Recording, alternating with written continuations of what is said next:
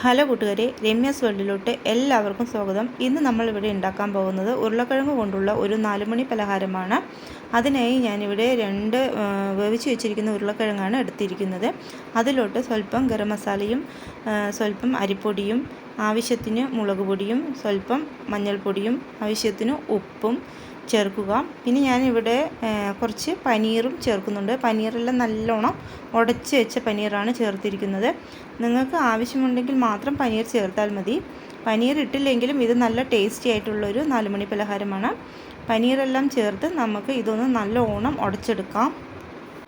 നല്ലോണം ഉടച്ചെടുത്ത് അതിലോട്ട് ഈ ഉപ്പും മുളക് പൊടിയും അരിപ്പൊടിയും എല്ലാം മിക്സ് ചെയ്ത് നന്നായിട്ട് മസാലകളെല്ലാം ഒന്ന് ചേർത്ത് പിടിപ്പിക്കുക. അതിനുശേഷം നമുക്ക് പരിപ്പ് വടയെല്ലാം ഉണ്ടാക്കുന്നത് പോലെ നമ്മുടെ കയ്യിൽ വെച്ച് ഒന്ന് പ്രസ് ചെയ്ത് പരിപ്പ് വട ഷേപ്പിലോട്ട് ആക്കുക. അപ്പോഴത്തേക്കും നമുക്ക് ഗ്യാസിലോട്ട് ഒരു പാൻ വെച്ച് അതിലോട്ട് സ്വല്പം എണ്ണയൊഴിച്ച് എന്നിട്ട് നമ്മൾ ഈ പരിപ്പ് വട ഷേപ്പിൽ ഉണ്ടാക്കി വെച്ചിരിക്കുന്ന ഉരുളക്കിഴങ്ങുകളെല്ലാം അതിലോട്ട് എടുത്തിടുക. അതെല്ലാം ഇട്ടതിന് ശേഷം ഗ്യാസ് ഒന്ന് കുറച്ച് വയ്ക്കുക. ഒരു 10 മിനിറ്റോളം നമുക്ക് ഒരു ഭാഗം ഒന്ന് ഫ്രൈ ചെയ്തെടുക്കുക. അതിനുശേഷം മറുവശവും അതുപോലെ 10 മിനിറ്റോളം ഫ്രൈ ചെയ്തെടുക്കുക. ഇതുപോലെ നല്ല ക്രഞ്ചി ആയിട്ടിരിക്കണം, എന്നാലാണ് നല്ല ടേസ്റ്റ് ഉണ്ടാകുക.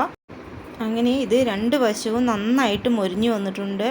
അതെല്ലാം നമുക്ക് എടുത്ത് മാറ്റിയതിന് ശേഷം ഇതുപോലെ ബാക്കി വന്നിരിക്കുന്ന ഉരുളക്കിഴങ്ങും അതുപോലെ ഇട്ട് നമുക്ക് ഫ്രൈ ചെയ്ത് എടുക്കാവുന്നതാണ്.